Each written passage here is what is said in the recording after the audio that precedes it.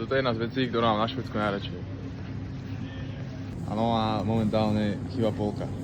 Ale táto vec sa volá, že je Piccadilly, je to vo väčšine obchodov. Tu nám väčšinou bývajú šalaty, cestoviny, ryža a také veci. Tu nás sú úhorky, šalaty, mäso, slanina, mäso. Tu nám malo byť vajíčko, no tam sú vajíčka. Tu nás sú ešte majonézy.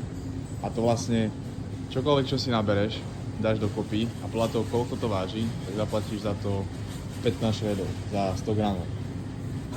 Tu máš takéto misky na to, zabališ to a bum, jedlo nájde. Bohužiaľ, ale prišiel som v čase, kedy tu doplňajú zásoby, takže dnes dá len klik. Užívajte, nech chlapi.